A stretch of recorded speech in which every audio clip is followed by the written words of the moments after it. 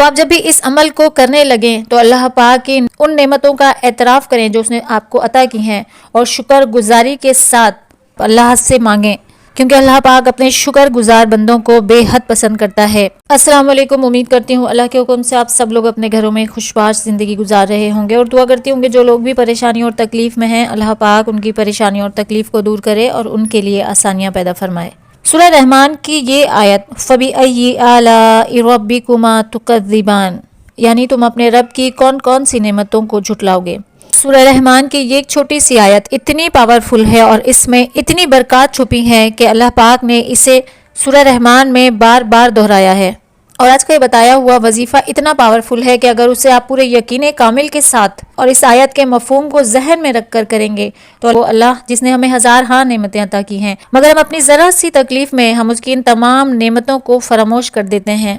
جن کا اگر ہم شمار کرنے لگیں تو شاید ہمیں اپنی زندگیاں کم پڑ جائیں، مگر ہم اپنی چھوٹی سی تکلیف اور آزمائش میں اس کی ان تمام نعمتوں کو بھول کر اس آزمائش کے لیے گلے شکوے شروع کر دیتے ہیں۔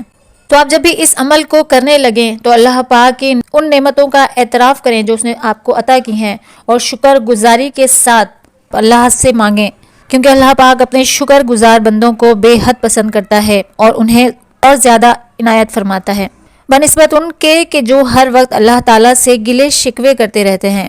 چلیے بڑھتے ہیں وظیفے کی طرف۔ اگر آپ ہمارے چینل پر نئے ہیں تو ہمارے چینل کو ضرور سبسکرائب کیجیے گا، یہاں آپ کو آپ کے مسائل سے متعلق کئی طرح کے وظائف مل جائیں گے، اور اس ویڈیو کو صدقہ جاریہ کی نیت سے زیادہ شیئر کیجیے کہ آپ کی یہ کوشش کسی دکھی انسان کے لیے مددگار ثابت ہو جائے۔ کرنا آپ کو یہ ہے کہ کسی بھی نماز کے بعد آپ اس عمل کو کر سکتے ہیں۔ اول و آخر 3 مرتبہ درود ابراہیمی پڑھیے، اور درمیان میں ایک تسبیح فَبِأَيِّ آلَاءِ رَبِّكُمَا تُكَذِّبَانِ، ایک تسبیح اس آیت کی پڑھیے، اور پھر اس کے بعد آخر میں 3 مرتبہ دوبارہ سے درود ابراہیمی پڑھیے۔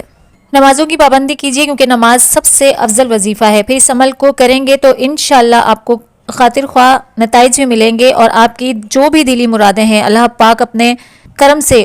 اسے پورا کریں گے۔ مانگیے اس رب سے کہ جو صاحب استطاعت ہے اور اپنے بندوں کو دے کر خوش ہوتا ہے، اور اتنے سچے دل اور لگن کے ساتھ مانگیے اور اتنی تڑپ کے ساتھ مانگیے کہ پھر وہ دینے پر مجبور ہو جائے۔ ویڈیو پسند آئی تو ضرور لائک کیجیے گا اور اپنی دعاؤں میں یاد رکھیے گا۔